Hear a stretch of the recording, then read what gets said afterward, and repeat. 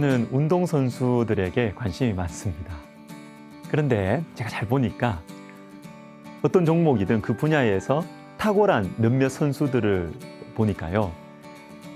어린 선수들을 길러내는 것에 나중에 성공하고 나서 투자를 하더라고요. 자신의 재산을 쏟아부어서 유소년 선수들을 기르고 어린 선수들에게 상을 주는 것입니다. 참 지혜롭구나라는 생각을 했습니다. 다음 세대를 위해서 시간과 물질을 투자하는 것은 귀한 일입니다.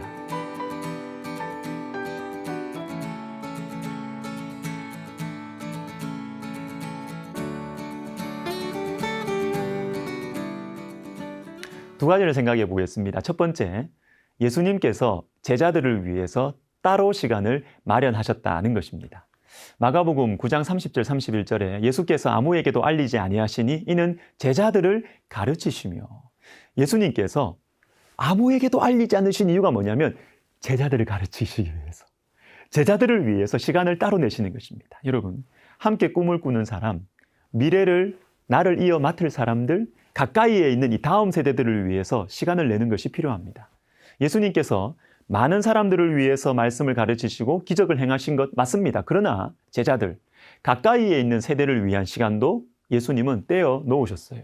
그런데 여러분, 일이 많아지고 역할과 위치가 중요할수록 다음 세대를 위해서 시간을 잘 내지 않습니다. 실제로 시간도 없고요. 당장 내 일이 급한데 무슨 다음 세대입니까? 그러나 예수님은 제자들을 위해서 시간을 내시는 것입니다.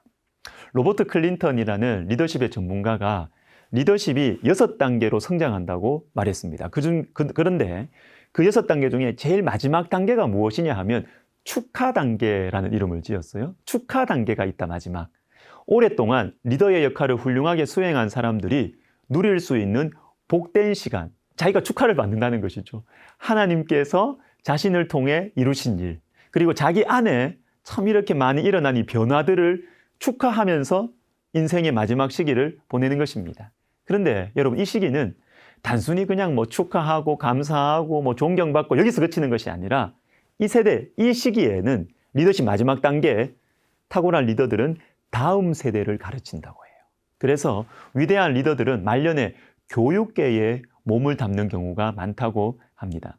제게도 제가 오랫동안 돌봄을 받았던 스승들이 계십니다. 그 중에 한 분 소개해드리고 싶은데, 초등학교 6학년 때 제 담임 선생님과 남편이신 목사님이시네요.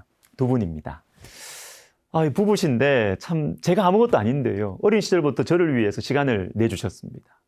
저는 대학을 한번 떨어졌습니다. 재수를 했는데 그 재수 생활할 때 제 생일 때 공부하느라 제가 답답할 거라고 생각하셔서 등산도 같이 해주셨어요. 그리고 목회하시느라 많이 바쁘셨을 때에도 제가 고향에 가서 연락을 드리면 언제든지 저를 만나주셨고 좋은 식당에 데리고 가주셨습니다. 제 이야기를 진지하게 들어주셨고 저의 미래를 함께 염려해 주셨습니다. 주님께서 베풀어 주신 귀한 만남의 축복입니다. 자, 한 가지 더 보겠습니다. 본질을 가르치고 본질을 피하지 말아야 한다는 것입니다. 예수님께서 제자들을 위해서 따로 시간을 내셔서 가르치시는데 무엇을 가르치시느냐 하면 9장 31절에 인자가 사람들의 손에 넘겨져 죽임을 당하고 죽은 지 3일 만에 살아나리라는 것을 말씀하셨기 때문이로라. 제일 중요한 걸 가르치시는 거예요. 십자가와 부활.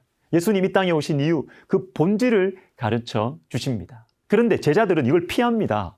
본질에 관심이 없어요. 32절에 그러나 제자들은 이 말씀을 깨닫지 못하고 묻기도 두려워하더라. 이 당시에 예수님은 인기가 대단했습니다. 그 능력과 지혜로 승승장구하고 계셨습니다. 그런데 고난과 십자가와 부활, 제자들에게는 이게 와닿지가 않아요. 예수님은 지금 잘 나가고 있는데 고난, 십자가, 부활 듣기도 싫고 알기도 싫습니다. 그러나 여러분, 보이지 않는다고 피한다고 없어집니까? 그렇지 않죠. 십자가와 부활은 예수님이 반드시 가셔야 하는 길이고 우리도 이 길을 따라가야 합니다. 피한다고 없어지는 것이 아니에요. 여러분, 우리가 다른 사람들을 이렇게 가르치다 보면 본질을 피하는 경우가 있습니다. 본질을 피하는 경우. 서로가 불편해요, 서로가. 가르치는 사람도 불편한 얘기 하기 싫고 배우는 사람도 불편한 얘기 듣기 싫고. 예를 들어서 어떤 사람이 습관적인 죄를 짓고 있습니다. 하나님과의 관계에 있어서 이 죄가 큰 걸림돌이었어요. 그런데 가르치는 사람이, 저 같은 목회자가 이것을 직접적으로 이 사람에게 말을 하면 관계가 틀어질 것 같은 거예요. 그래서 말 안 해요. 그러나 정말로 그 영혼을 사랑한다면 말을 해줘야죠. 주님께서 사랑하는 마음을 나에게 먼저 달라고 우리가 기도하고 난 다음에 온유와 겸손함으로 그 영혼에게 본질을 가르쳐 주어야 하는 것입니다. 그리고 우리 자신에게 그런 면이 있을 수 있잖아요. 그러면 누군가가 나에게 이 본질을 딱 건드릴 때 피하지 말고 들어야 되는 것입니다. 화내지 말고 핑계대지 말고 들어야 한다라는 것이죠. 오늘 제자들은 십자가와 부활을 듣기 싫어하고 그 대신 누가 크냐? 뭡니까? 눈에 보이는 지금 당장 나에게 필요한 것에 집중합니다. 여러분, 누가 크냐와 십자가와 부활, 이거는 중요성을 비교할 수가 없죠. 물론 우리도 압니다. 십자가와 부활이 중요한지. 그런데 남의 문제에 대해서만 이 십자가와 부활을 이야기하지 내 문제, 내 인생에 대해서는 누가 크냐에 더 민감하게 반응하는 것이 인간이에요. 저와 여러분이. 나의 영원한 운명을 결정짓는 십자가와 부활보다 내 눈앞에 있는 경쟁 상대가 더 중요해요. 더 아프고 더 힘들다라는 것입니다. 러시아의 대문호인 도스토예프스키의 카르마조프의 형제들이라는 소설에 이런 말이 나옵니다. 만일 어떤 기회에 갑자기 그럴 필요가 생긴다면 실제로 인류를 위해 십자가에 못 박힐 수 있을 것 같은 마음이지만 그런 마음이 든다는 거예요. 그런데 그 어떤 사람과도 단 이틀도 한 방에서 같이 지낼 수 없다. 여러분, 이게 인간입니다. 인류를 위한 희생, 사랑, 정의, 이런 말은 쉽게 할 수 있어요, 여러분.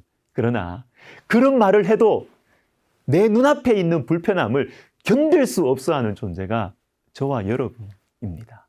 말로는 하나님의 영광, 비전, 이것이 중요한 것처럼 이야기하지만 정작 삶 속에 들어오면 누가 크냐, 누가 더 잘났냐, 이것에 대해서 더 예민하게 반응하는 것이죠. 그러나 사랑하는 여러분, 주님께서 말씀하십니다. 본질을 피하지 말라. 누가 크냐라는 이 논쟁 속에 숨지 말라고 말씀하십니다.